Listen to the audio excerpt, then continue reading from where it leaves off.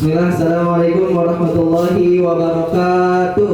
Waalaikumsalam warahmatullahi wabarakatuh. Hamdan wa syukurillah, salatan wa salaman ala rasulillah. Alhamdulillah, segala puji mari kita panjatkan kehadirat Allah Subhanahu wa taala. Karena berkat hikmatnya kita dapat berkumpul pada pagi hari ini di tempat ini. Kemudian salawat dan salam tidak lupa pula kita haturkan kepada junjungan kita Nabi besar Muhammad sallallahu alaihi wasallam. Allahumma shalli ala sayyidina Muhammad. Baik Bapak Ibu, terima kasih atas kehadiran hari ini dalam diseminasi pemaparan aksi nyata kami sebagai calon guru penggerak Angkatan 11 Kota Palangkaraya.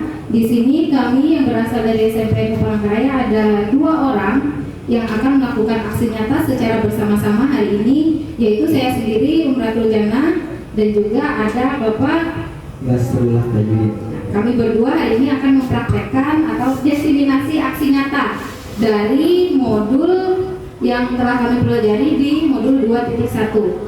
Nah, namun sebelum itu Bapak Ibu, kita akan melakukan sebuah kesepakatan kelas yang nanti Bapak Ibu bisa membuat atau menuliskan kesepakatan yang harus kita sama-sama laksanakan selama pembelajaran atau proses diseminasi ini berlangsung. Semisal sebagai contoh tidak memainkan handphone, misalnya handphone di silent, terus jika ingin bertanya mengacungkan tangan dan sebagainya. Seperti itu, sama seperti kita membuat peraturan kelas ketika mengajar. Bisa dipahami ya Bapak Ibu ya? Baik, silakan. Sebelum kita mulai materi, mungkin itu tadi kata Ibu Umratul, kita membuat kesepakatan kelas.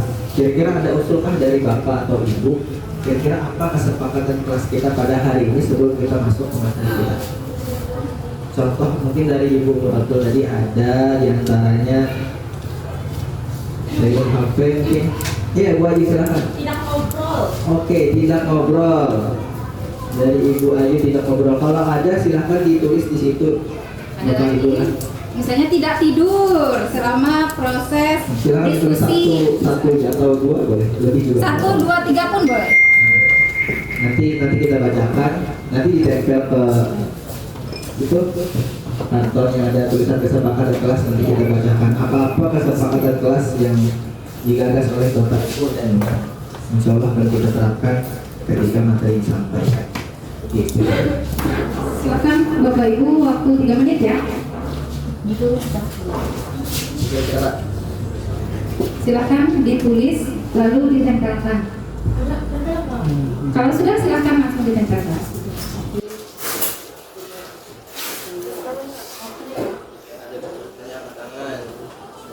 Nah, semisal ini yang bertanya silakan angkat tangan. Misalnya semua peserta memiliki hak dan kewajiban yang sama. Semua peserta mendapatkan kesempatan yang sama untuk berpendapat. Boleh.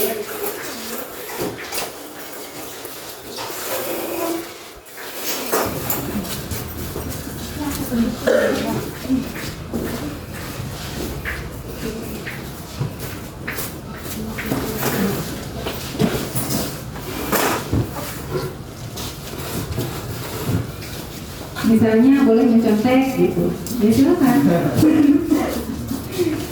Misalnya ketika ada yang berpendapat semua harus setuju gitu, boleh. Namanya juga kesepakatan, tapi kita sepakati bersama-sama. Ya.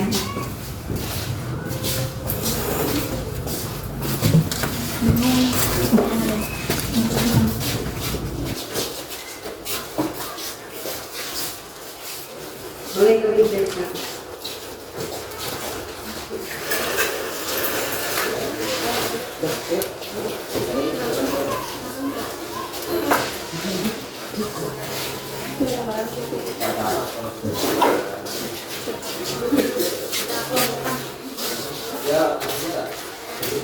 Iya. Ada yang sama? Kalau ada yang sama tidak apa-apa. Sudah semua Bapak Ibu? Sudah ya? Baik, langsung kita melihat kesepakatan yang diinginkan oleh Ibu di sini, yaitu yang pertama tidak mengobrol. Setuju? Setuju. Oke. Tidak bermain HP. Setuju. Oke, setuju.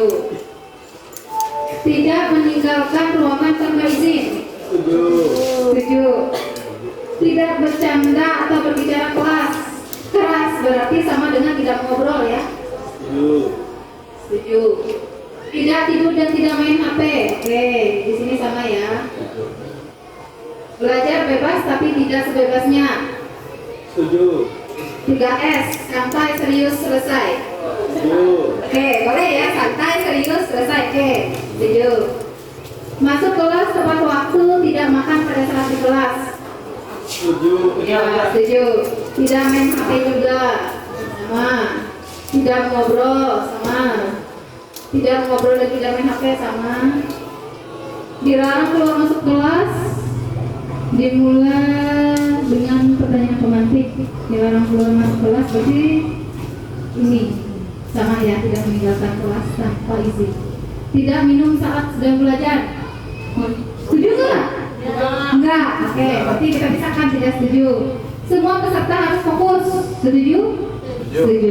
Berarti Bapak Ibu ada beberapa kesepakatan kelas. Silakan pada serah mungkin bisa disampaikan kesimpulan dari kesepakatan kelas kita hari ini. Baik, di antara kesepakatan kelas kita tadi, di antaranya mungkin ada tidak ngobrol, betul Bapak Ibu setuju kan?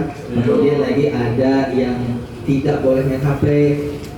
Kalau mau keluar izin, mungkin boleh juga main HP kalau memang penting dan membahas apa sebagainya kan Bapak.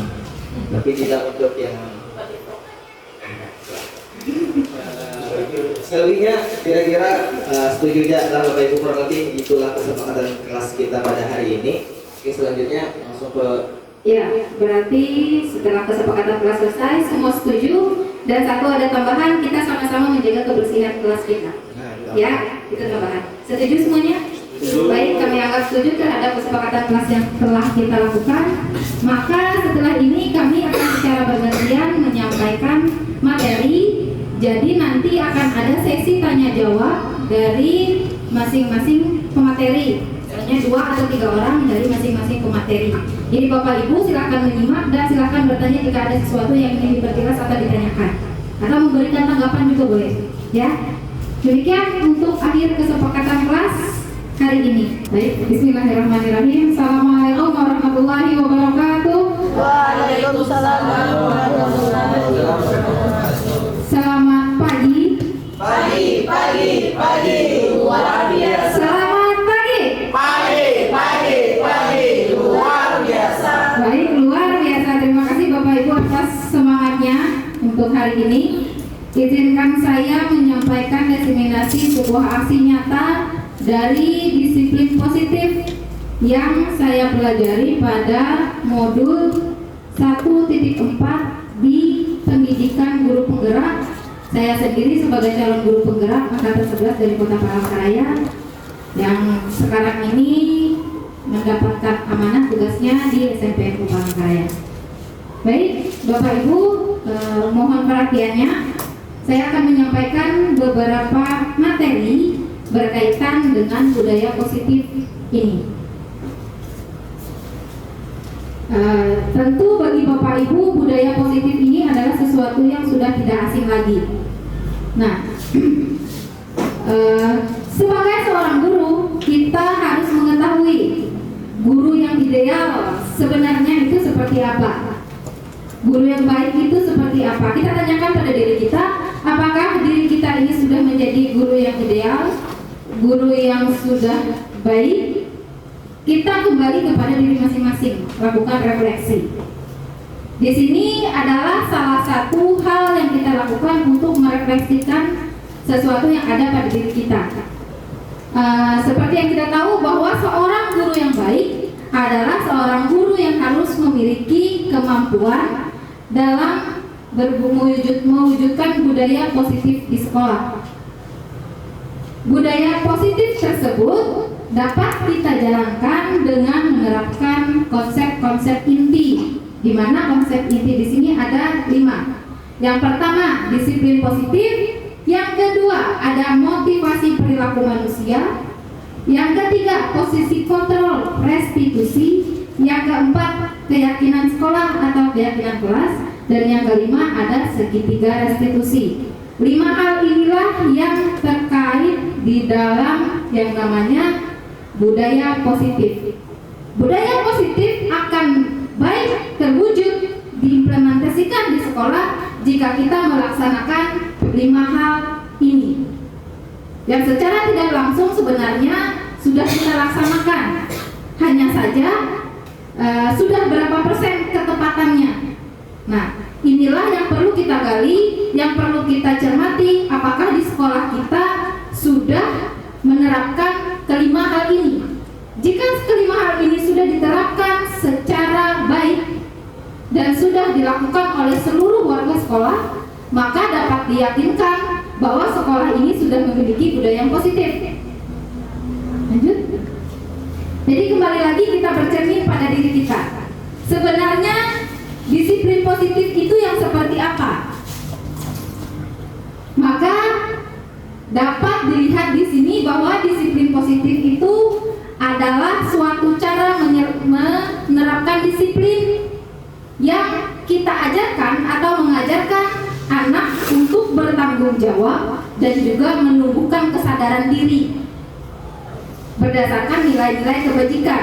Nilai-nilai kebajikan itu seperti apa? Kembali kepada 5 profil pelajar, kepada profil pelajar Pancasila. Nah, jadi yang pertama kita harus menumbuhkan kesadaran diri dulu. Maka disiplin positif ini bisa terlihat. Yang kedua, kita disiplin positif ini lebih pada ke arah disiplin diri yang dapat mengontrol diri kita sendiri untuk melakukan sebuah tindakan.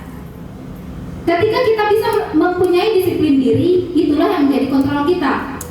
Ketika kita ingin melangkah ke kiri, tetapi ketika sudah ada kontrol melihat di situ ada lubang, untuk menghindari terjatuh itu, maka kita akan menghentikan langkah kita. Inilah yang dimaksud kesadaran diri secara kasat mata seperti itu. Lalu kaitannya dengan murid, disiplin ini dapat membuat murid kita paham, lalu mereka sadar bahwa berdasarkan motivasi yang mereka miliki dalam diri mereka ini tadi, bukan karena paksaan, bukan karena pujian juga, ataupun karena hukuman. Jadi jelas sadar kita nih, mereka memakai sepatu berwarna hitam, sadar bukan karena takut dihukum, tetapi karena memang peraturan yang ada di lingkungan sekolah kita, mereka mewajibkan pakai sepatu berwarna hitam.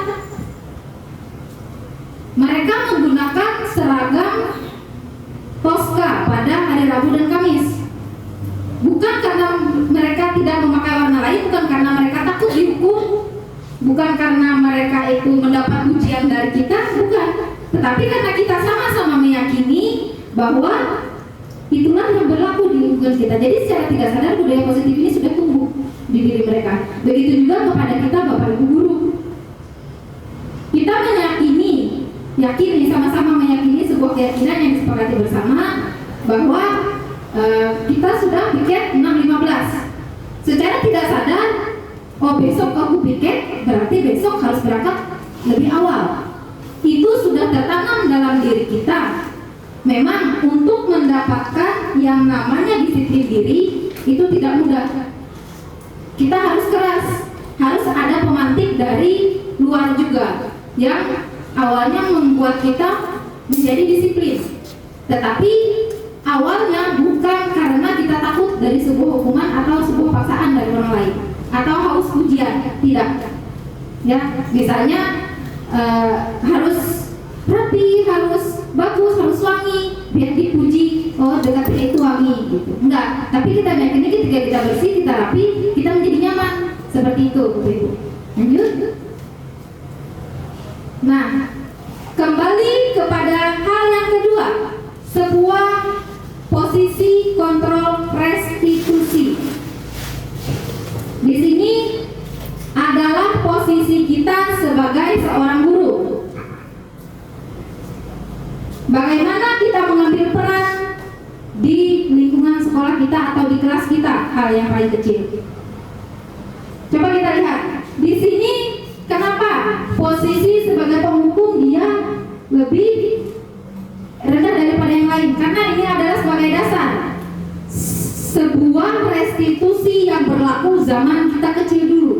Kalau lambat dulu, ingat ada mistar yang besar seperti ini yang dulu biasa dipukul ke kita. Pernah disediakan di sekolah, setiap kelas ada ini.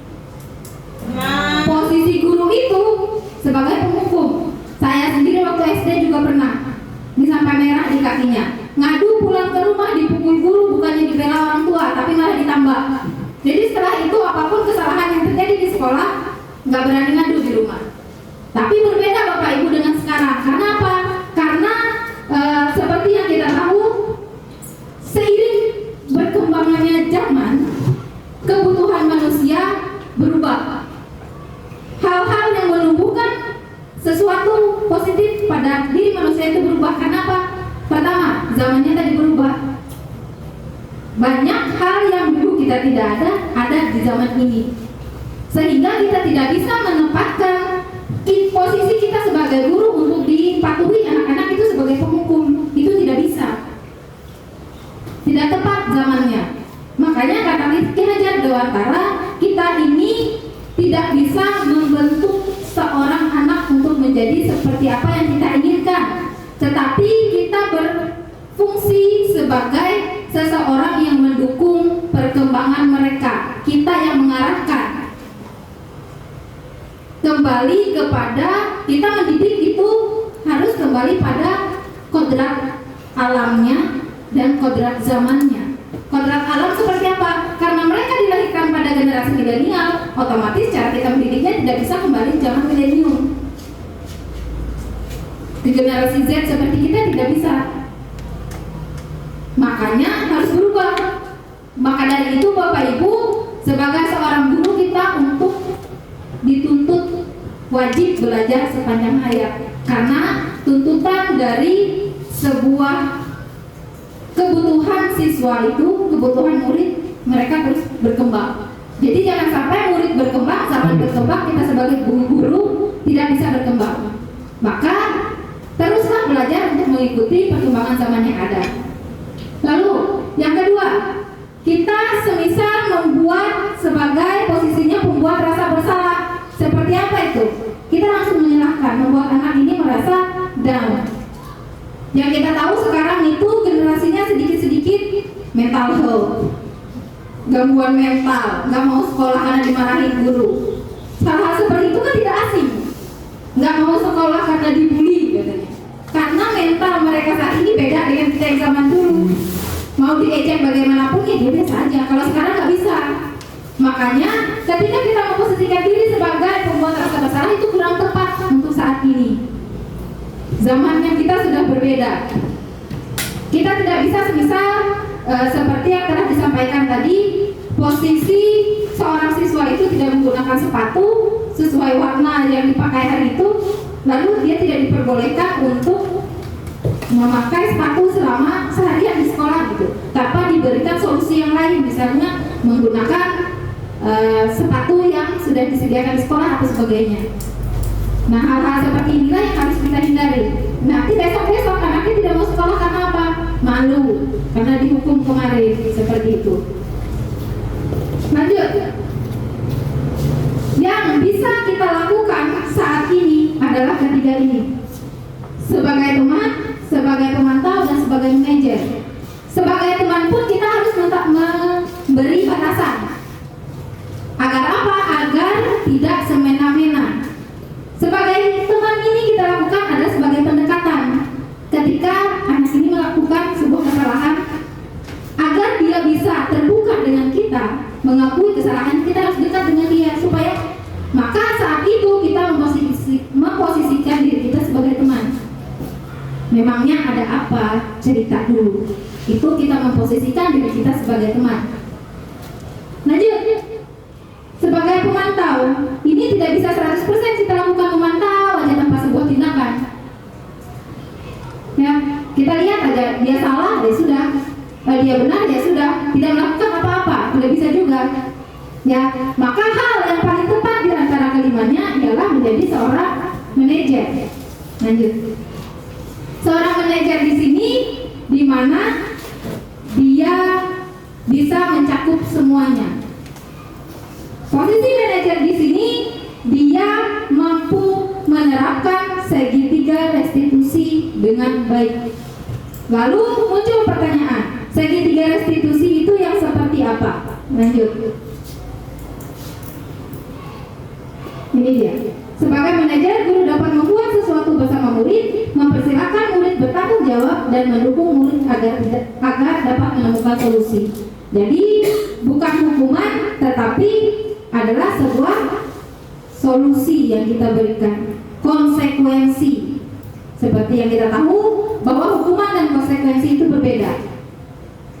Berikutnya, segitiga restitusi. Nah, makanya Bapak Ibu, posisi manajer di sini juga dia mengacu pada agar terciptanya identitas positif pada murid, kita mendukung dia dengan sebagai seorang manajer. Gimana manajer itu menegurnya? Tanya dulu sebuah kesalahan yang dilakukan apa. Lalu setelah kita tanya, kalau murid sudah sadar dengan kesalahan yang dia lakukan, maka yang kedua kita tanyakan alasan dia melakukan itu apa. Yang ketiga, kita cari solusi bersama-sama agar kesalahan itu tidak terulang. Disitulah posisi manajer, mencari solusi bersama-sama. Lanjut. Maka ketika kita sudah memposisikan diri sebagai manajer, masuk kepada sebuah keyakinan sekolah atau keyakinan kelas.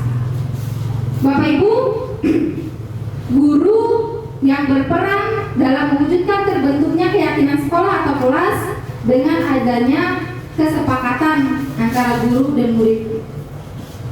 Muncul kesepakatan sekolah, adanya kesepakatan dari seorang kepala sekolah dan sebagian guru serta seluruh warga sekolah. Bapak Ibu bisa sebutkan salah satu keyakinan sekolah kita yang kita yakini bersama-sama apa saja? Menjaga kebersihan. Menjaga kebersihan lingkungan sekolah. Ada lagi? Keamanan. Menaati peraturan. Lalu menjaga keamanan. Ada lagi? Kita sama-sama meyakini sebuah pembelajaran yang kita lakukan di sekolah ini untuk siapa? Untuk siswa, untuk murid kita. Makanya orientasi kita melakukan pembelajaran adalah untuk murid, bukan untuk kita. Itulah contoh-contoh keyakinan sekolah yang ada. Lanjut. Maka dari itu, keyakinan ini berupa apa saja? Seperti yang kita praktekkan sebelumnya, kesepakatan kelas yang kita lakukan, kita tulis, kita tempel, kita sepakati bersama-sama. Itu adalah salah satu contoh yang bisa kita terapkan di kelas yang kita ajar. Di kelas yang Bapak Ibu ampu, misalnya pembelajaran IPA, pembelajaran matematika, bahasa Indonesia. Milikilah sebuah kesepakatan yang kita setujui bersama dengan siswa. Semisal mereka sudah 3 kali tidak masuk pembelajaran IPA, mau apa hukuman mereka? Mau apa konsekuensinya? Dipanggil orang tuanya, diberi surat teguran, atau bagaimana? Atau sepakati misalnya 5 kali tidak masuk pembelajaran matematika, kalian sebagai konsekuensinya harus mengerjakan tugas sebagai penutup pertemuan tersebut. Boleh seperti itu. Dan itu harus diyakini dan diketahui oleh seluruh warga yang ada di dalam kelas itu, di mana kita melakukan sebuah keyakinan. Seperti itu. Lanjut. Maka bagaimana agar keyakinan kelas dan posisi kita tadi tepat kita lakukan? Kita harus mengetahui yang namanya segitiga restitusi. Ada tahapan-tahapan sebagai seorang manajer yang baik ketika kita bisa mengimplementasikan ketiga hal ini saat kita memecahkan sebuah masalah atau ketika terjadi suatu masalah. Maka ketika kita sudah mengaplikasikan ketiga hal ini, kita sudah memenuhi persyaratan ini, dapat dikatakan kita posisinya sudah menduduki posisi manajer sebagai guru yang ideal dalam memecahkan sebuah permasalahan yang ada yang kita hadapi di sekolah maupun di kelas. Begitu juga Bapak Ibu guru pikir perlu nih kita terapkan. Kita kembalikan kepada diri kita Bagian mana yang sudah kita lakukan? Apakah sudah tepat? Atau jika ada yang kurang? Atau ternyata salah satu dari segi 3 restitusi ini tidak saya laksanakan? Berarti ke depannya tinggal kita terapkan yang satu yang tertinggal tadi, seperti itu. Yang pertama, kita menstabilkan identitas. Yang kedua, ada validasi tindakan yang salah. Dan yang ketiga, kita menanyakan keyakinan. Maka ketika kita melakukan ketiga hal ini, kita bisa menemukan solusi. Bagaimana untuk melakukan hal ini? Ketika menjadi manajer, sebelumnya kita menjadi teman dulu, agar mereka tidak takut kepada kita. Kita pantau, lalu kita jadikan teman, lalu kita posisikan diri kita sebagai manajer. Sebagai contoh yang telah disuguhkan sebelumnya oleh Pak Nasrullah, di situ ada siswa yang berkelahi dan sampai terlepas kancing baju tunannya. Atau saya misalnya, ada siswa kita atau Pak Arul misalnya berkelahi dengan Pak Randi di jam pelajaran saya misalnya saat ini, ternyata berawal dari colek-colekan, tidak terima, ternyata yang dicolek bisurnya misalnya. Nah kayak gitu kan gimana posisi kita sebagai seorang manajer? Kita terapkan segitiga restitusi. Kita stabilkan dulu identitasnya Pak Arul yang nampar Pak Randi, dipukul ke Pak Randinya. Saya tanya dulu, kenapa? Ada apa? Saya mukul, refleks Bu, marah karena bisul saya dicolek-colek, sakit Bu, gitu. Wajar saya mukul. Nah, lalu saya nyaut gimana? Kita berikan keyakinan dulu. Benar, itu adalah sebuah perlindungan diri yang dilakukan. Tetapi kamu tahu, kalau berperilaku seperti itu adalah perilaku kekerasan yang tidak dianjurkan dilaksanakan di sekolah maupun di luar sekolah. Kan kita bisa ngobrol. Nah, kita yakinkan dulu, ya nggak apa-apa sebenarnya salah, lumrah aja. Misalkan ada siswa yang salah, nggak apa-apa, ibu juga dulu waktu jadi siswa pernah kok kayak kamu. Tetapi kan kita sudah memiliki kesepakatan, artinya kamu sudah melanggar sebuah kesepakatan yang kita lakukan. Seperti itu. Nggak apa-apa Pak Arul nampar Pak Randi karena refleks tadi. Kita akui dulu itu, sehingga dia tidak merasa langsung disalahkan. Maka kita validasi tadi, kita kasih tahu, oh itu tetap salah. Maka caranya gimana? Oh ternyata mata Pak Randi itu sampai robek di sini misalnya. Gimana caranya kamu melakukan mau memperbaiki kesalahan? Minta maaf, saling minta maaf ngapain? Minta nanti ke puskesmas Bu, biar saya yang ngantar. Misalnya. Ya sudah, berarti kamu bantu ibu untuk ke puskesmas menemani Pak Randi berobat, misalnya begitu. Nah, hal-hal seperti ini tidak kita langsung salahkan, oh kamu salah karena mukul, gitu, nggak boleh. Makanya nih ada tata bahasa, ada perilaku yang kita terapkan yang bisa mendekati siswa zaman sekarang itu dengan menerapkan segitiga restitusi. Dan harapannya semoga setelah hal ini kita lakukan tidak terulang. Lanjut. Nah, ini yang sudah saya jelaskan tadi, menstabilkan identitas itu seperti apa, validasi tindakan yang salah itu seperti apa. Kita tetap katakan, kamu tetap salah, tapi tidak langsung menghukum. Nah, lalu kita tanyakan keyakinan, kembali kepada keyakinan kelas dan peraturan-peraturan yang ada. Nah, seperti yang disampaikan bahwa peraturan dan keyakinan itu berbeda. Memang keyakinan dan kesepakatan itu muncul dari adanya peraturan. Banyak yang mengatakan bahwa peraturan itu dibuat untuk dilanggar. Makanya bahasa peraturan itu kita ganti supaya lebih halus menjadi sebuah keyakinan, sebuah kesepakatan. Kesepakatan bersama. Lanjut, kenapa Bapak Ibu kita penting membahas tentang budaya positif ini? Pertama, kita kembali kepada dasar pendidikan kita, filosofi pendidikan kita yang berakar pada filosofi Ki Hajar Dewantara. Maka dengan menjalankan budaya positif di sekolah, ini akan mempermudah kita untuk mewujudkan tercapainya pendidikan nasional sesuai apa yang diinginkan oleh Ki Hajar Dewantara, yaitu yang berpihak pada murid dan bersifat menuntun. Artinya di sini apa? Kita sebagai seorang role model, sebagai suri tauladan, jangan harap anak kita mau memakai sepatu berwarna hitam jika guru gurunya saja misalnya tidak memakai sepatu di sekolah, nanti langsung dijawab, Bapak Udin aja ngajarnya pakai sendal Bu. Ngapain kali seragamnya rapi? Bapaknya aja pakai kaos oblong Bu, masuk kelas kami bau lagi, misalnya gitu. Nggak boleh. Ya, maka kita harus menjadi seorang yang contoh dulu. Makanya ada istilah guru kencing berdiri, murid kencing berlari. Jangan salahkan muridnya, karena kita juga memberikan contoh yang kurang baik. Maka catatan utama adalah kita yang harus menerapkan budaya positif ini. Yang kedua, lanjut. Kaitan budaya positif dengan peran dan nilai guru penggerak. Maka budaya positif ini dapat terwujud jika seorang guru itu memiliki 5 nilai. Ini tidak hanya guru penggerak.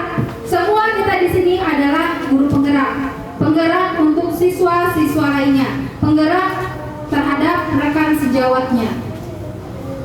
Kenapa piket itu harus berdua? Karena untuk ada yang mengingatkan teman sejawatnya, dia yang menggerakkan temannya. Jangan sampai tiap besoknya kita piket. Itu salah satu contoh Bapak Ibu sudah memberikan budaya positif kepada temannya. Maka pembelajaran yang kita lakukan itu berpihak pada murid. Kita mengajarkan siswa untuk mandiri, kita mengajarkan siswa untuk selalu melakukan refleksi, lalu bersama-sama melakukan perbaikan dan juga melakukan inovasi ke depannya. Lanjut, lewatkan saja. Maka dari itu Bapak Ibu, saya harapkan lihat dulu Bapak, tidak sama karena itu Bapak 2 tahun lalu, 1 tahun lalu ya. Ya, pikirnya masih sama. Ya, berbeda juga. Baik, Bapak Ibu, demikian paparan yang saya lakukan. Saya harapkan kita dapat melaksanakan hal ini bersama-sama. Tentu dalam salah satu mewujudkan sesuatu yang baik itu tidak bisa kita lakukan sendiri. Kita tidak bisa sebagai contoh, kita akan sangat mudah untuk memutuskan satu rambut. Mudah sekali. Tetapi ketika kita mencengkram rambut seseorang semuanya, apakah mudah untuk kita memutuskan rambut itu? Tidak. Itulah salah satu hal yang bisa kita lakukan. Kalau saya sendiri, saya rapuh. Tapi ketika kita bersama, maka kita bisa berjalan bersama. Sebuah pendampingan. Makanya kita juga perlu teman hidup. Nah, teman hidup itu tidak hanya pasangan. Teman yang kita miliki di samping kita saat ini, rekan sejawat kita saat ini adalah teman hidup kita. Karena setiap hari ketemu. Secara tidak langsung dalam 1 minggu berapa jam kalian bertemu?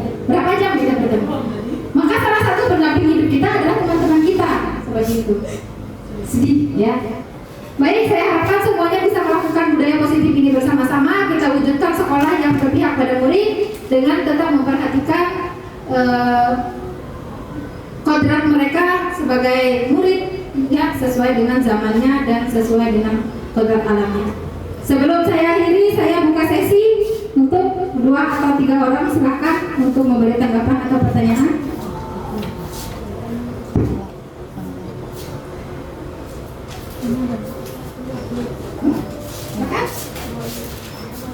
Nggak apa-apa, nggak usah dikasih.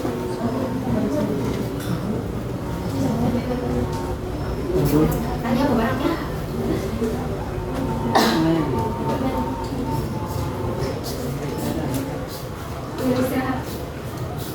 Berapa beristirahat? Juhur nih. Ada 2, bisa kalau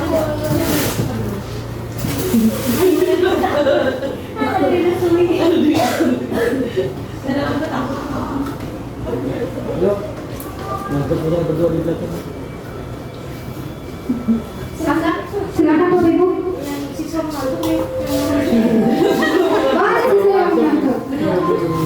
Silakan.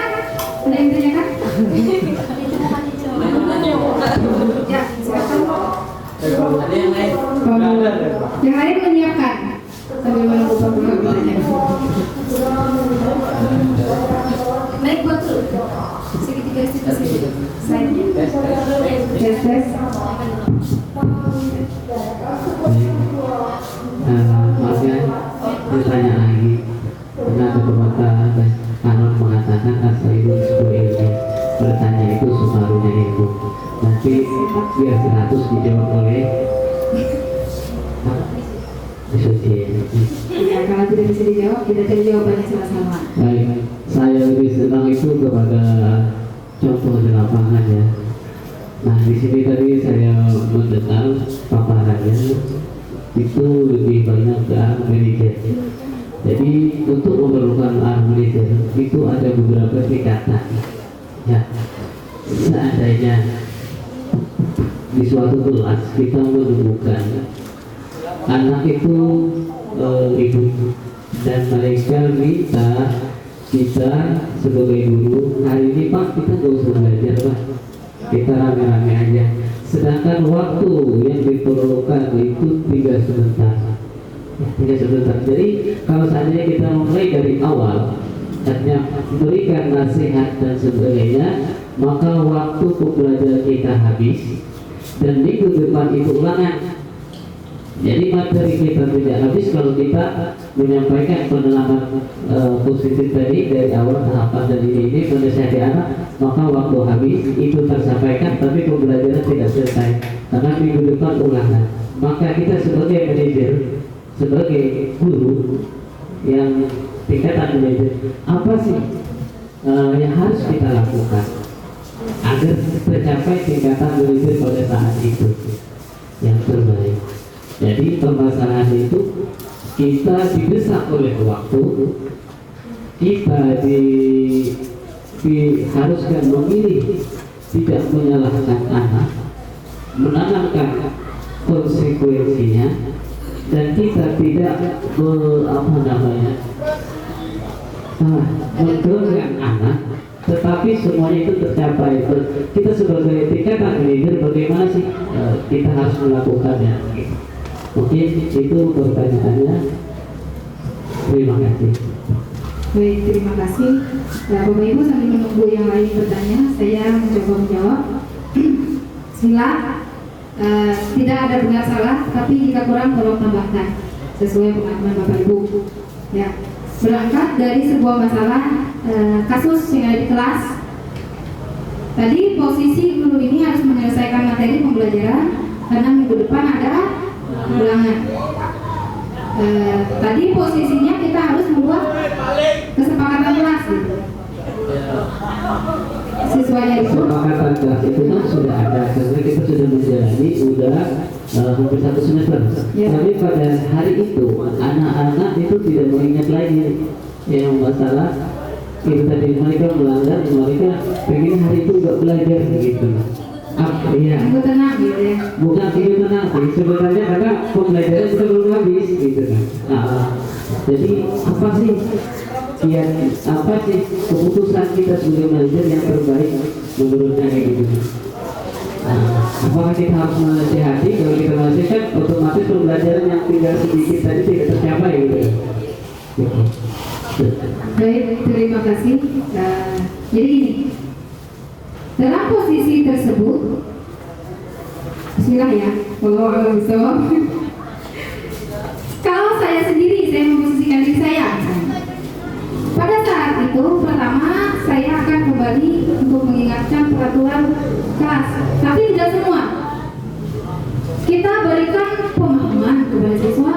Memang minggu depan kita ulangan dan hari ini harus selesai materi ini. Kita buat kesepakatan. Oke, boleh tidak belajar. Tetapi kalian harus menyelesaikan LKPD yang Bapak berikan ini misalnya. Atau tugasnya nanti dikirim di WA atau YouTube misalnya. Bagaimana, kalian setuju atau tidak? Kalau kalian tidak setuju, berarti hari ini kita harus menyelesaikan kewajiban kita sebagai seseorang murid, yaitu belajar, karena jam sekolah belajar, nanti kalau pulang ya kalian bisa main. Nah begitu. Yang kedua, kita bisa memanfaatkan yang namanya free learning method. Split itu gimana? Kita mengkolaborasikan pembelajaran dengan tatap muka, ada juga dengan yang mengirimkan lewat surel dengan media sosial dan lainnya. Bisa kita manfaatkan itu. Maka pembelajaran di dalam kelas tidak akan selesai kalau kita melakukan semuanya. Ya udah, nanti kalian buat video aja menjelaskan ini, kirim ke bapak, terserah waktunya 1 minggu sampai sebelum kita selesai ulangan sehingga nilainya bisa bapak ambil, bisa seperti itu. Atau bapak sudah mempunyai materi di modul, belajar di modul ini, bapak kasih 3 pertanyaan, nanti dijawab di WA atau dijawab di Google Form yang sudah bapak kasih. Berarti hari ini kita full untuk games misalnya, untuk kuis saja. Nah, itu kembali lagi kepada kita sebagai guru dan metode mengajar kita yang kita terapkan gitu, Bapak. Nah, sebagai posisi manajer tadi kita sudah menstabilkan mereka. Kita menstabilkan, oke, boleh kita tidak belajar. Benar saja kalau capek belajar, Bapak dulu juga waktu sekolah juga malas karena tidur. Tapi kan kita kewajiban sekolah untuk apa? Untuk belajar, sudah masuk yang kedua. Kita buat keyakinan lagi bersama, mau ngerjakan sekarang atau nanti dikirim lewat WA. Nah, artinya ketika Bapak sudah melakukan hal ketiga itu, Bapak sudah memposisikan diri, kita sudah memposisikan diri sebagai seorang manajer secara tidak langsung. Itu adalah kontrol yang kita lakukan. Gitu. Bagaimana? Tanggapan Pak?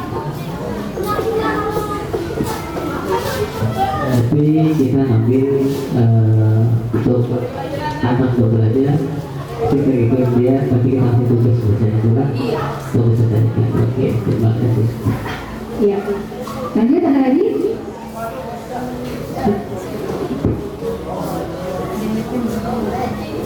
Baik, Bapak Ibu, kalau tidak ada yang ingin ditanyakan, berarti kita selebihnya mempraktekannya secara bersama-sama.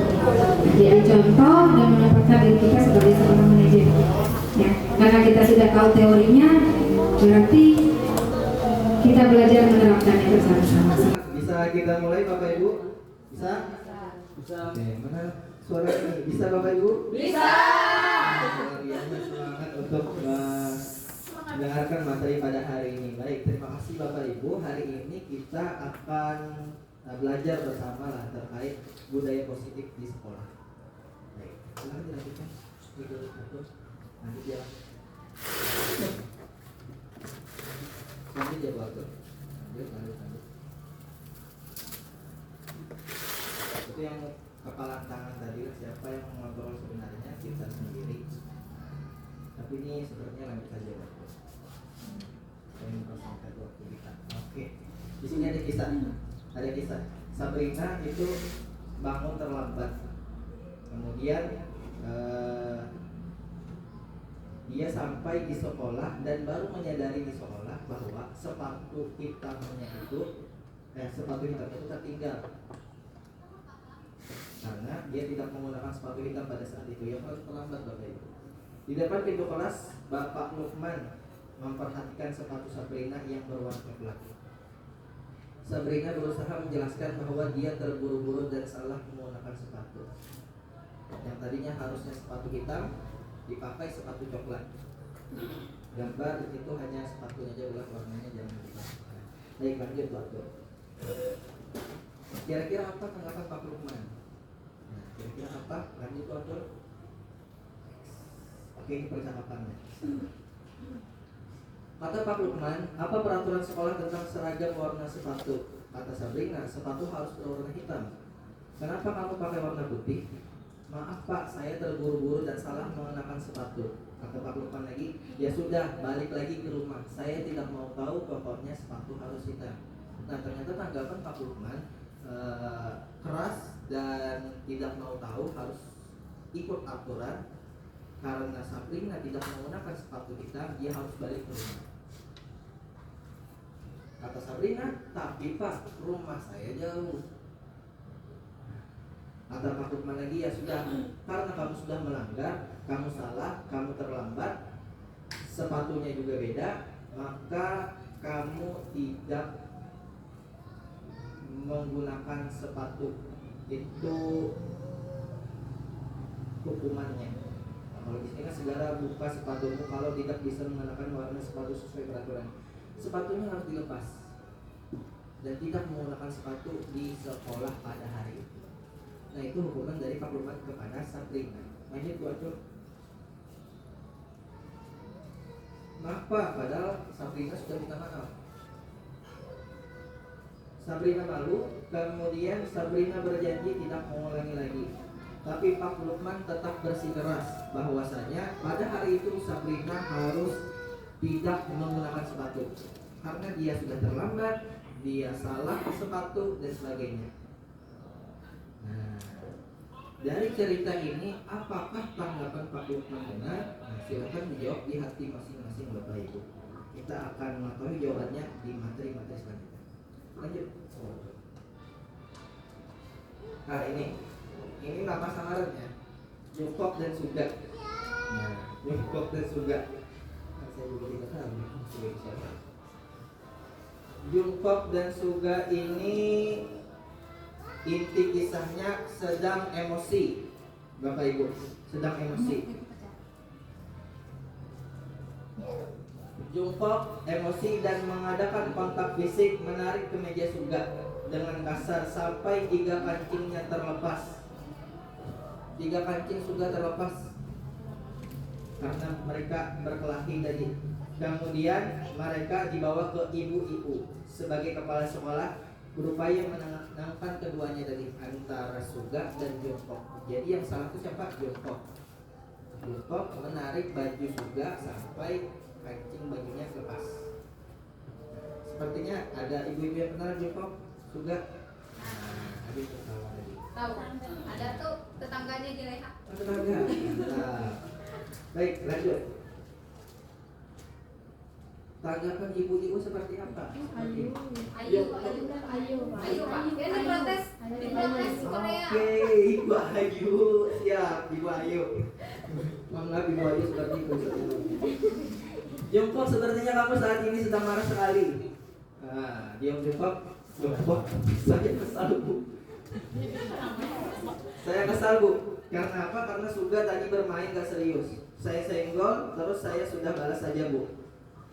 Jungkook, coba kau lihat baju Suga, kancingnya lepas. Iya Bu, kata Ibu Ayu. Jungkook, membuat kesalahan adalah hal yang manusiawi dan bahwa mempertahankan diri adalah hal yang penting. Nah, di sini Ibu Ayu mencoba menenangkan Jungkook, mencoba menstabilkan emosi Jungkook. Namun, coba kau pikirkan wahai Jungkook, lebih efektif, ya, cara yang lebih efektif selain harus membalas dan membuat kancing baju Suga rusak. Lanjut Bu, atur. Jungkook menjawab, baik Bu. Kata Ibu Ayu lagi, apakah kamu masih ingat dengan keyakinan sekolah? Ingat Bu, bagaimana keyakinan sekolah? Baiklah, keyakinan mana yang saat ini tidak kamu lakukan? Nah, nilai keselamatan. Keselamatan apa? Keselamatan kawannya tadi, si Suga. Kata Ibu Ayu, Jungkook, apakah kamu bersedia memperbaiki kesalahanmu? Jungkook menurut. Lanjut Bu Atul. Nah, Ibu Ayu kemudian berbicara kepada Suga, bertanya, menurutmu hal apa yang bisa dilakukan Jungkook untuk memperbaiki masalah? Jawaban Suga, inti kesimpulannya adalah Suga ingin diperbaiki kancing bajunya. Itu saja. Dan masalah selesai. Dan Jungkook pun mau memperbaiki kancing Suga. Dan mereka pun, Jungkook khususnya, belajar menjahit, belajar memperbaiki kancing baju Suga. Pada akhirnya mereka pun bersalaman, bermaaf-maafan dan berteman. Nah, kesimpulannya seperti itu Bapak Ibu. Lanjut Ibu Atul. Nah, pernahkah kita bertanya, Ustazah atau Bapak Ibu bertanya kepada anak-anak seperti itu? Tidak langsung menyalahkan Jungkook, tidak langsung menyalahkan si A, tapi kita mencoba menanyakannya dulu. Itu jawab di masing-masing saja. Lanjut, buat. Oke, pemantiknya hukuman dapat menyemangat dan seterusnya. Lanjut ya buat. Oke, nah ini kisah kita pada hari ini. Kita ada 6 materi. 6 materi. Pertama, disiplin positif, teori motivasi, keyakinan kelas, kebutuhan dasar manusia, restitusi 5 posisi kontrol, kemudian yang keenam restitusi segitiga restitusi. Lanjut Bro. Yang pertama, apa itu disiplin positif?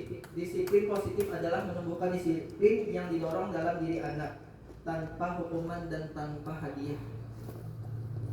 Bagaimana caranya kita menyuruh anak-anak supaya disiplin, dan disiplinnya itu positif, supaya mereka bisa melakukan hal-hal positif tanpa hukuman, tanpa hadiah.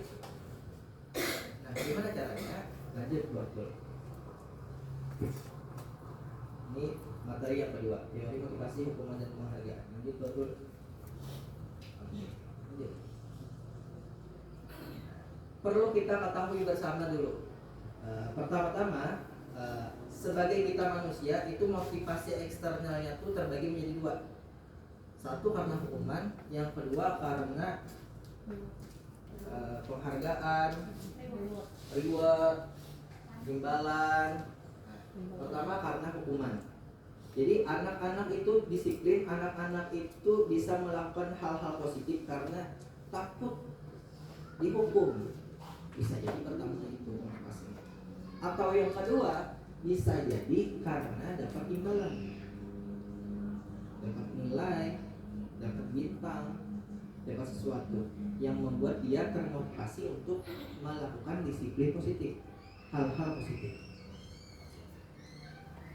Nah, cuman yang paling bagus di antara motivasi-motivasi tadi, ada yang paling bagus apa? Motivasi internal. Motivasi internal itu seperti apa Bapak Ibu?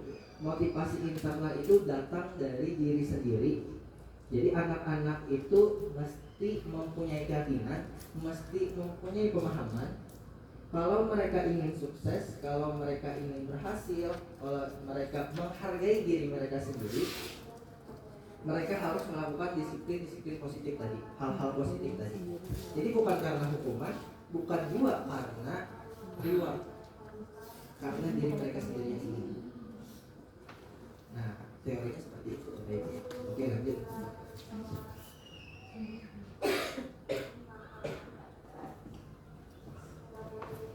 Ini penjelasan yang tadi lah, motivasi internal untuk menjadi orang yang mereka inginkan, jadi yang lebih baik.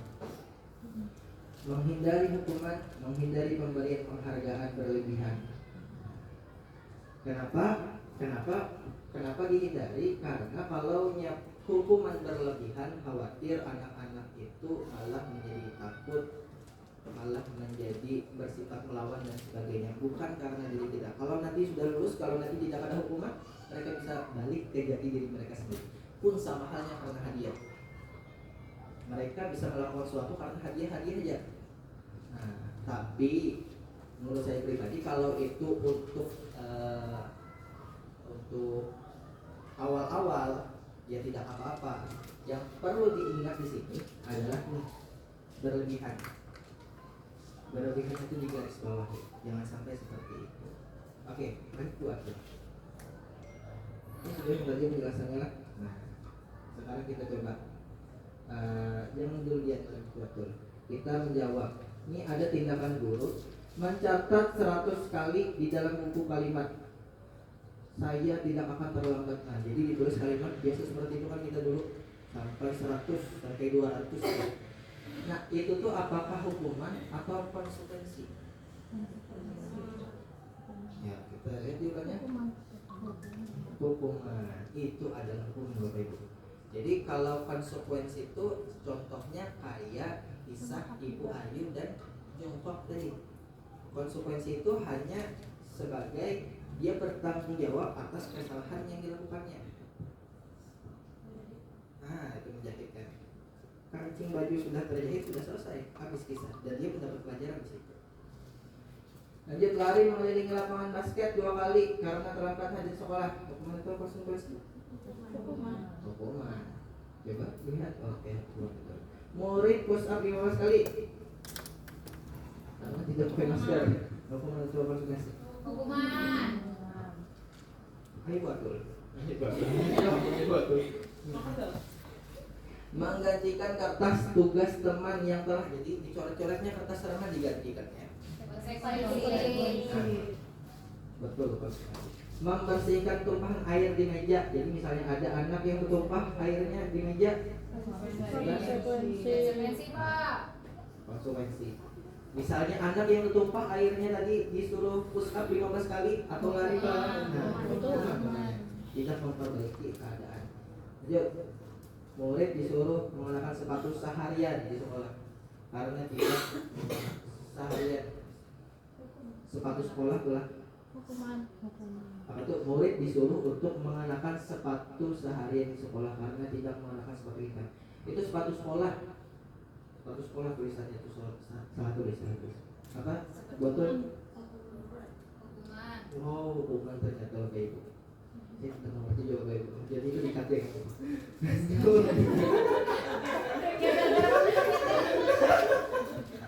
Lanjut. Ya. Nah ini contohnya lah antara hukuman dan konsekuensi. Sesuatu yang menyakitkan harus terjadi itu hukuman. Kalau konsekuensi sesuatu harus terjadi. Ya itulah sampai bawah. Silakan dibaca aja Bapak Ibu. Karena bisa dipoto jangan bisa diculik. Nah, ya begitulah. Oke lanjut betul. Nah ini sama aja kayak tadi. Kalau hukuman tuh sesuatu yang menyakitkan harus terjadi. Kalau konsekuensi sesuatu harus terjadi. Ya betul. Kalau restitusi itu hampir sama kayak konsekuensi, tapi disuruh memilih dulu kepada anaknya. Anaknya yang berpikir dulu, kira-kira apa nih yang harus dilakukan. Baiklah, lanjut. Oke, pelajaran ketiga adalah keyakinan. Lanjut betul 3 ini. Lanjut kisah. Itu ini sama aja kayak tadi. Lanjut. Nah ini keyakinan kelas lah. Jadi beda apa keyakinan kelas sama aturan kelas? Jawabannya sebenarnya hampir sama Bapak Ibu. Bedanya apa? Nah, kalau peraturan itu kayak seakan-akan bahwa ini harus ditaati nih, ini harus ditaati. Kalau ini tidak ditaati nanti kamu kena sanksi, nanti itu peraturan. Tapi kalau keyakinan tuh bukan ini, tapi keyakinan itu sudah ada di dalam dirinya sendiri.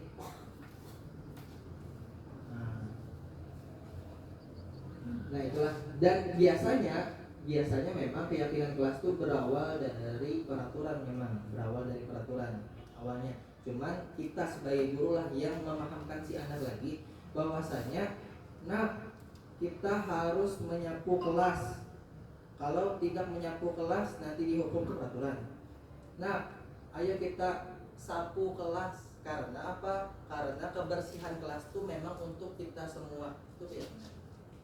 Jadi ya kayak stimulan di otaknya masing-masing lah, bahwa melakukan sesuatu itu harus dirinya sendiri, dari dirinya sendiri, bukan karena peraturan-peraturan tadi. Lanjut diatur. Kebutuhan dasar manusia, silakan. Siap. Nah, kebutuhan dasar manusia itu terbagi menjadi 4: kasih sayang, penguasaan, kesenangan, kebebasan bertahan hidup lah 5. Lanjut diatur. Kalau ini tindakan kontrol guru. Silakan lanjut betul. Oke, lanjut ya. Cek tes 1 2. Apakah kita ada di posisi penghukum, pembuat orang merasa bersalah, teman, pemantau, manajer? Nah, dari kisah Bapak Lukman tadi, Bapak Lukman yang menghukum Sabrina, kira-kira Pak Lukman tuh masuk mana?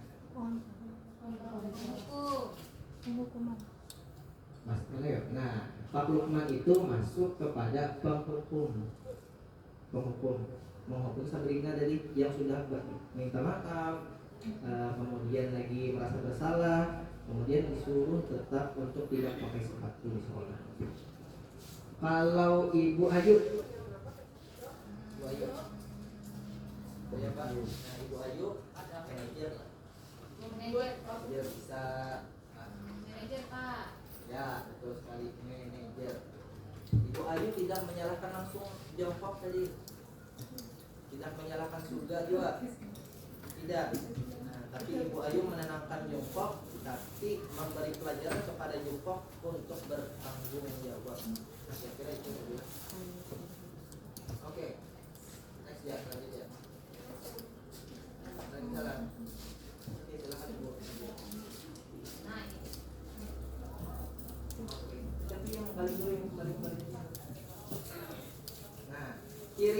kan Bapak Ibu ciri-cirinya. Kalau penghukum, kamu tidak benar, kamu salah, langsung kayak itu kata-katanya. Kalau pembuat merasa bersalah, ibu merasa kecewa kepada kalian. Kenapa kalian melakukan ini? Ibunya menangis, dan sebagainya. Atau bapak kecewa kepada kalian, itu tuh membuat rasa bersalah kepada si anak. Posisi kontrol gurunya itu kalau sikapnya seperti itu. Kemudian lagi, nah misalnya menyuruh anak-anak, ayo lakukan ini, ayo lakukan demi bapak, demi ibu, itu seakan-akan guru dan anak-anak tadi berteman. Posisi kontrolnya. Nah yang bagus yang mana? Yang pemantau dan manajer Bapak Ibu. Pemantau dan manajer. Nah itulah. Lanjut ya buat. Nah ini posisi manajer. Posisi ini mengacu pada restitusi apalah yang dapat mengontrol murid sebagai manajer bagi dirinya sendiri sehingga mengembalikan murid pada identitas yang positif.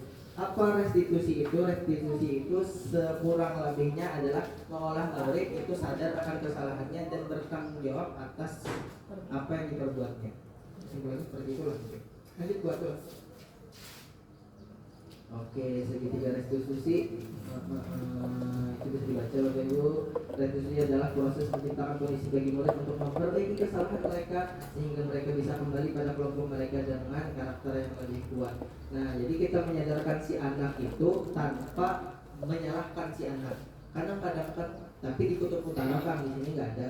Di Kutub Utara menyalahkan si anak, dan ketika anak itu kembali kepada komunitasnya, anak-anak itu merasa sedih, merasa down dan sebagainya. Nah, bagaimana caranya anak-anak yang berbuat salah tadi itu kita solusikan, dia sadar akan kesalahannya, tapi ketika dia kembali ke komunitasnya dia tetap percaya diri. Nah, itu restitusi itu. Betul. Nah, bagaimana cara melakukan segitiga restitusi tadi? Ada 3. Yang pertama adalah menstabilkan identitasnya. Menstabilkan identitas itu kayak apa Bapak Ibu? Caranya misalnya kayak Ibu Ayu tadi dengan Jungkook. Ibu Ayu paham bahwa Jungkook emosi. Kan kalau orang emosi memang tidak berpikir panjang. Wajarlah kalau Jungkook sampai berkelahi dengan Suga sampai kancingnya lepas. Itu menstabilkan identitas. Anggap kita mewajarkan kelakuannya. Nah, begitu. Setelah mewajarkan tadi, menstabilkan, sudah merasa tenang dia. Nah, kita validasi. Tapi kalaunya perbuatan Jungkook tadi salah atau tidak. Nah, kita pahamkan dia, kita sadarkan dia bahwa kelakuannya itu salah atau benar. Setelah menstabilkan lagi, oh ternyata dia sadar, salah Bu, saya tadi salah, memang saya emosi. Nah sadar selamanya. Kemudian lanjut ke ketiga, menanyakan keyakinan. Menanyakan keyakinan ini simpelnya adalah hal baik apa yang harus dilakukan karena kamu sudah salah tadi. Bertanggung jawab atas kesalahannya, dan itu secara dirinya pribadi, bukan disuruh oleh gurunya. Nah harapannya seperti itu sih, segitiga restitusi. Anak dapat belajar bahwa dirinya salah, anak dapat belajar bahwanya bisa menjahit tadi kan, memperbaiki kancing surga, dan dia bisa kembali dengan kawan-kawannya dengan jiwa yang percaya diri, tidak down. Begitu. Lanjut buat Jom. Nah kira-kira dari sinilah, dari peraturan kelas. Dulu peraturan kelas tuh level paling awal banget lah, peraturan kelas. Ke atasnya lagi keyakinan kelas, mencoba menyadarkan sendiri anak-anaknya. Jadi anak-anak tuh sadar bahwa menyapu tuh harus karena kita suka kebersihan, bukan karena aku pikir hari ini karena aturannya hari ini aku menyapu, bukan. Tapi aku menyapu hari ini karena memang aku suka kebersihan. Di situ bedanya. Kemudian lanjut ke lingkungan positif. Kalau murid-murid sudah berkeyakinan seperti itu di kelas masing-masing, otomatis insya Allah lingkungan itu positif. Kalau lingkungannya positif, vibes-nya positif, nah terciptalah budaya positif di sekolah. Kira-kira seperti itu Bapak Ibu runtutannya. Lanjut. Nah, ini dia Bapak Ibu. Sip. kayaknya sudah juga habis kan 1 sampai 6 habis berarti saja. Nah, Bapak Ibu, itu aja mungkin. Terima kasih atas segala perhatiannya. Lanjut tanya jawab, mungkin ada yang ingin ditanyakan atau tidak ada? Ada? 1, 2, untuk diedit.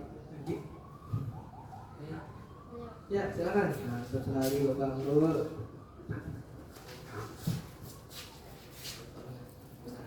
Baik, saya mau bertanya, mungkin tadi kan dibahas tentang untuk kontrol anak, khususnya juga kelas ya.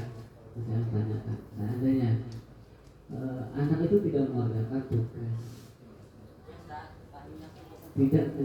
tugas, apakah kita akan memberikan hukuman ataukah konsekuensi, atau bagaimana caranya kita mengambil keputusan yang terbaik? Apa sih solusinya? Oke, itu aja. Nah, bagus sekali pertanyaan dari Pak Arul. Ada yang ingin jawab? Kalau misalnya anak itu tidak mengerjakan tugas, lalu langkah apa yang kita lakukan? Apakah kita beri hukuman langsung si anak itu atau kita beri konsekuensi saja? Nah, kalau dilihat dari materi yang kita paparkan tadi, yang barusan kita lihat, siokianya langkah pertama yang kita lakukan adalah kita beri konsekuensi.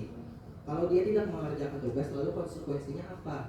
Maka paling tidak minimal sekali tugas susulan, tugas itu tetap harus dikerjakan. Itu konsekuensinya. Kalau Anda belum mengerjakan tugas, artinya kan tugas belum selesai, nilai belum didapat. Konsekuensinya nanti nilainya kosong. Maka daripada itu, tetap kerjakan tugasnya, tetap kerjakan tugas susulan. Nah, itu langkah pertama. Nah, selanjutnya boleh sambil kita beri keyakinan atau bahasa lainnya adalah nasihat-nasihat kepada si anak tadi. Masih juga belum Pak, masih belum mengerjakan, bisa kita konsultasikan kepada wali kelasnya. Kita bicarakan baik-baik kepada wali kelasnya bahwa si anak ini tidak mengerjakan tugas, sering tidak mengerjakan tugas. Bagaimana solusinya? Mungkin kita bisa ketemu dengan wali kelas si anak dan kita. Masih juga ternyata, nah, mungkin kita bisa serahkan ke siswaan dulu, siswaan sama BK. Nah, BK tidak bisa menyangkut gitu. Lalu apakah kita beri konsekuensi atau sanksi-sanksi untuk mengingatkan si anak tadi? Begitu mungkin jawabannya. Terima kasih Bapak atas pertanyaannya dari pihak cukup. Oh, ada ternyata dari Ibu. Baik, terima kasih atas kesempatannya. Nah, mungkin di sini yang ingin saya tanyakan, bagaimana sih kalau kita lihat tadi dari ranah yang di lingkungan sekolah gitu ya Pak. Kata Bapak kan kalau di dalam kelas itu kita mulai dari berbenah di peraturan kelas, keyakinan kelas, naik ke lingkungan positif, baru bisa memperoleh budaya positif. Kalau kita lihat di lingkungan kita sendiri gitu ya, atau di lingkungan sekolah kita, itu kalau peraturan kelas mungkin memang ada yang istilahnya kolaborasi antara siswa sama wali kelasnya, dimulai dari ranah terkecil. Nah, terus tingkat selanjutnya itu mulai ada keyakinan kelas. Nah, di sini yang ingin saya tanyakan, bagaimana menurut Bapak kiat-kiatnya untuk menimbulkan keyakinan kelas biar si anak ini sadar tanpa ada tuntutan kata wali kelasku, kata guruku. Nah, itu gimana kira-kira? Sehingga nanti kan kalau seandainya keyakinan kelas ini sudah mendarah daging dari si siswanya, otomatis lingkungan sekitar positif memperoleh budaya yang positif. Terima kasih. Oke, pertanyaan bagus dari Ibu Intan. Nah, bagaimana kiat-kiat untuk memunculkan keyakinan kelas tadi pada diri si anak? Mungkin kurang lebih seperti itu. Oke, awal mula kisah itu kan dari peraturan kelas tadi Bapak Ibu kan. Peraturan kelas kita ulas sekecil-kecil mungkin itu awalnya itu. Dari situ baru naik ke tingkat selanjutnya yaitu keyakinan kelas. Nah, yang kita ingini keyakinan kelas. Ada kesadaran dari si anak. Memang dalam perjalanannya, dalam prosesnya pasti ada anak-anak yang melenceng dari keyakinan kelas itu. Bahkan bukan hanya keyakinan kelas, melenceng dari peraturan kelas itu. Nah, itulah gunanya kita sebagai guru. karena bocil-bocil atau anak-anak ini yang jiwa-jiwanya masih labil, yang perlu diberi arahan, yang perlu dibimbing. Nah, kiat-kiatnya bagaimana? Kitalah sebagai guru, sebagai orang pertama yang melakukan budaya positif tadi, lingkungan positif tadi, keyakinan kelas yang positif tadi, kita sebagai guru. Jadi aturan sudah dibikin, sambil berjalannya aturan dibikin itu, anak-anak menerapkan peraturan sambil kita tanpa hentinya, tanpa bosannya memberikan nasihat, memberikan stimulus bahwa ini dikerjakan bukan karena peraturan, tapi ini dikerjakan karena memang kita perlu. Memang ini baik untuk kita. Nasihat tetap harus berlanjut apapun kondisinya, karena kita sebagai guru. Yang kedua, kiat-kiatnya adalah selain kita memberikan nasihat, selain kita memberikan masukan kepada si anak-anak tadi, kita juga memberikan praktek contoh suri tauladan kepada si anak tadi, agar anak-anak itu bukan hanya mendengar daripada motivasi kita, tapi juga tertarik mengerjakan karena melihat kelakuan kita. Jika itu terus menerus dilakukan, Bapak Ibu, insya Allah akan muncul yang namanya keyakinan kelas. Keyakinan kelas mungkin jadi lingkungan positif, budaya positif ada muncul di sekolah. Dan itu tidak bisa dilakukan hanya sehari, sebulan, setahun. Tak bisa, Bapak Ibu. Itu memakan waktu dan kesabaran kita. Itulah tugas kita sebagai guru. Oke, mungkin itu jawabannya. Terima kasih. Mungkin itu Bapak Ibu lah pemaparan dari saya. Mohon maaf jika masih ada berikut dan sebagainya. Dan terima kasih juga atas pertanyaan-pertanyaannya yang sangat luar biasa. Jika ada pertanyaan lanjutan mungkin bisa ditanyakan ke WA mungkin atau apapun itulah. Nah, terima kasih. Saya akhiri dengan salam. Assalamualaikum warahmatullahi wabarakatuh. Baik Bapak Ibu, sebelum kita akhiri, setelah kita melakukan diskusi dan tanya jawab, maka dari pembelajaran kita hari ini, dari diskusi kita hari ini, kita akan melakukan refleksi. Refleksi itu berupa bagaimana perasaan Bapak Ibu sedang mengikuti kelas ini, lalu apa pembelajaran yang Bapak Ibu dapatkan, lalu kedepannya Bapak Ibu ingin seperti apa. Nah, silakan ditulis dalam kertas yang akan kami bagikan, nanti bisa ditempel pada dinding refleksi. Bapak Ibu, silakan setelah ini langsung saya bagikan.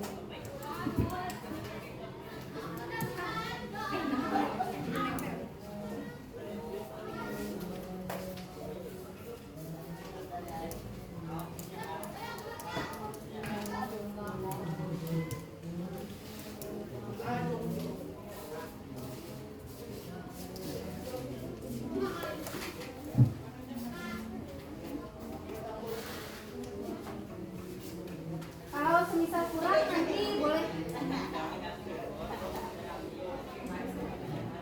yaitu mencakup perasaan, pembelajaran dan kedepannya Bapak Ibu.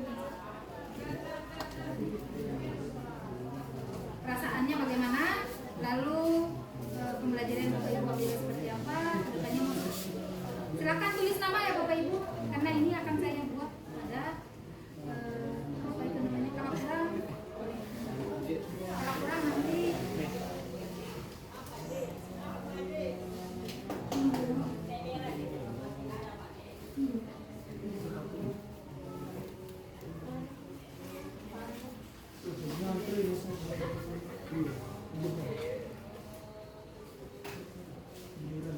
ada siswa yang ada di si pulpen. Ya. Masih ada siswa yang ada punya pulpen. Kira-kira sebagai manajer diapain? Sebagai manajer. Nah, kalau ada siswa yang tidak membawa pulpen, nah mau pinjam dengan celingok, tanya dulu kenapa.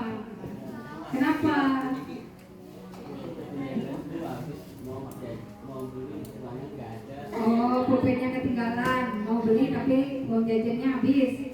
Oke, berarti Dikasih nih, nggak dikasih. Jadi ini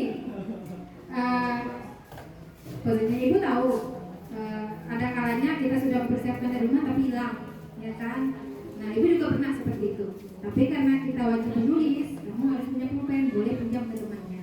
Tapi nanti kalau sudah dikembalikan, ya. Temannya nggak mau pinjamin, cari teman yang lain. Ya, cari dulu teman yang lain.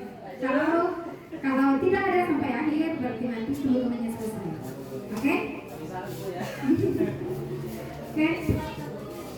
Cukup satu, silakan angkat tembok.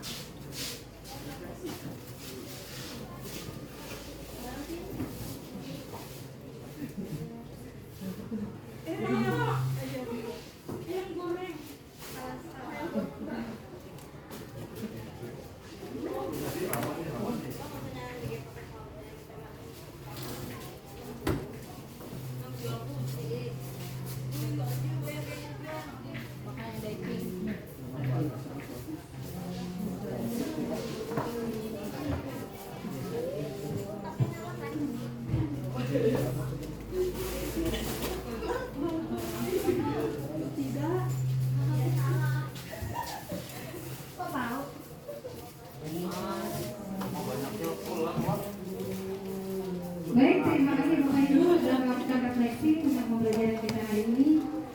Silakan melanjutkan kegiatannya. Terima kasih banyak sudah meluangkan waktu dan tenaga.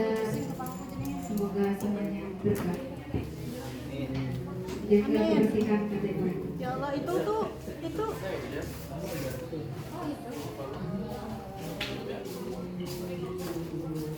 Kami akan menunjukkan ini. Bapak Ibu, assalamualaikum warahmatullahi wabarakatuh. Waalaikumsalam warahmatullahi wabarakatuh. Adalah anak semuanya. Semoga nanti ada yang lulus. Sudah kan? Kalau lulus guru penggerak, PPG-nya tinggal buka ya namanya nih. PT Sinkom ya. Jadi contoh dan menempatkan diri kita sebagai seorang manajer. Ya, karena kita sudah tahu teorinya, berarti kita belajar menerapkannya bersama-sama. Semoga sekolah kita menjadi sekolah yang memiliki budaya yang positif. Baik, demikian pemaparan dari sebuah aksi nyata yang kita lakukan dalam bentuk teori. Aksi nyata yang sebenarnya adalah apa yang kita lakukan terhadap diri kita dan orang-orang sekitar kita. Terima kasih. Wallahul muwaffiq ila aqwamit thoriq. Assalamualaikum warahmatullahi wabarakatuh.